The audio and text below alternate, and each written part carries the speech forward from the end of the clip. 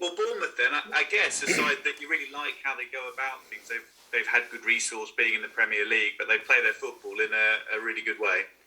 Yeah, good team, right up at the top of the league. They play in a certain style.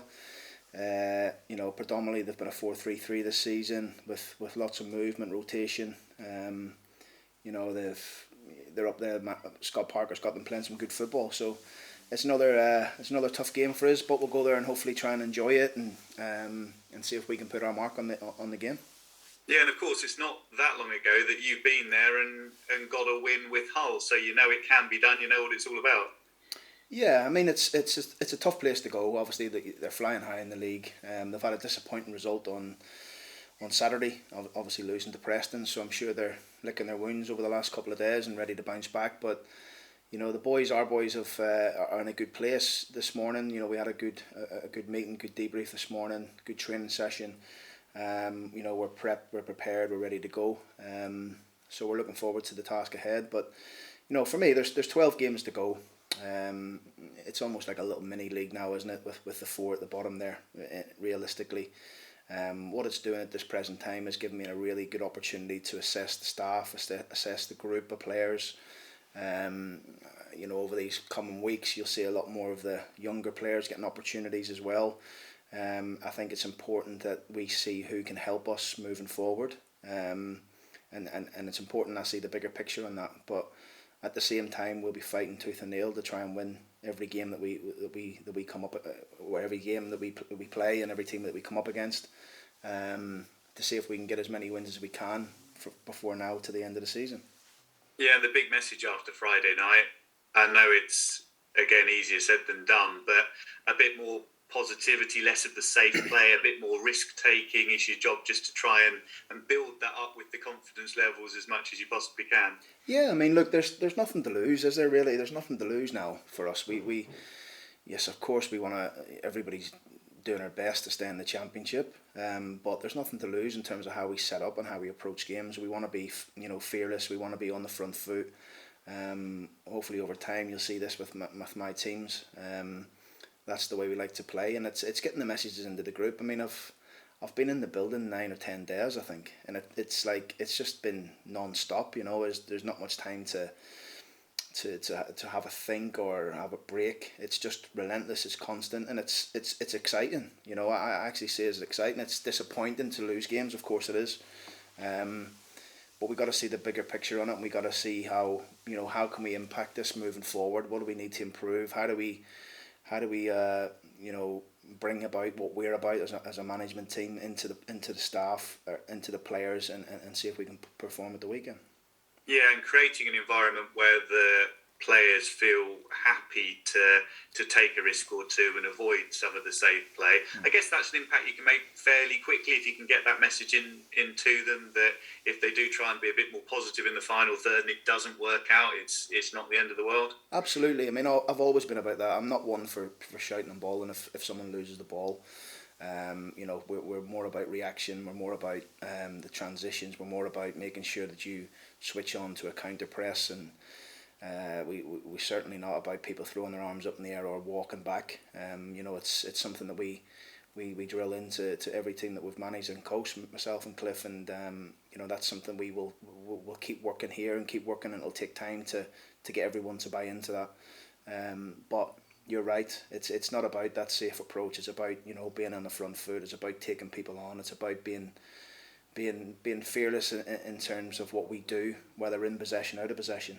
So that's something we've addressed over the last couple of days.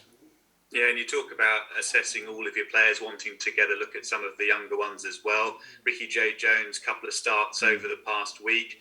Clearly a very raw talent at this stage, but over those 2 games, I'm guessing you've seen enough to underline the promise that you thought was there. Yeah, absolutely. I mean, I see a lot of I see a lot what I like on Ricky, and I actually seen him when I was a young boy here. But he's physically developed now. He's like a man in terms of how he's built. I see a lot of potential in him in different positions as well. I can see him, maybe playing off the left for us in a 4-3-3, central as a 9 and a 3-5-2. He's got different attributes to his game. He's quick, he's strong, he's powerful. He can finish.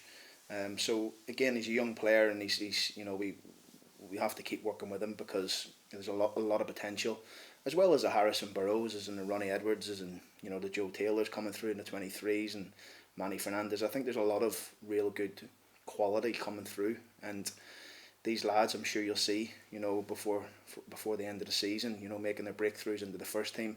It gives us an opportunity to see if they've got the capabilities. Keep working with them. They're going to make mistakes, of course they are, but it's important that they learn from these mistakes and it doesn't affect them, moving forward. Yeah, and it's not just Ricky. Probably with all of those young players you mentioned just there, that potential to exploit multiple positions, and maybe that is more a way that the modern day footballer is going, that you've got that flexibility. I guess equally when you're young and starting out, you want to keep an open mind, but all of that's quite exciting as well. Absolutely, and I think that is a modern day football. You have to be able to play in numerous positions, and you have to be able to be adaptable. And I think all those players I just mentioned they can play in different certain positions in the team, in whatever formation we play, to try and win a game. So it's exciting, It's one thing about this training ground is it's great to be something I haven't been used to. It's great to be all in one site. So you see a lot of the younger players, the 23s, the 18s. You see them every day, and what their everyday life looks like. So it's an exciting time here for me personally. I know from the outside looking in, it's like, well, look, we're not winning any football games. What's going on? Yes, we are. We're trying our best to do that. But we see the bigger picture here. I see myself, 9-10 days I've been here. We're assessing everything about the building, staff, players, how things look in the mornings, trying to put a good structure in place for the players when they arrive at the training ground, and making sure that once they arrive here, they know exactly what's going on. So there's a lot of stuff we're trying to work and change here, as well as trying to pick a football team to win games, whether it's a Tuesday or a Saturday afternoon.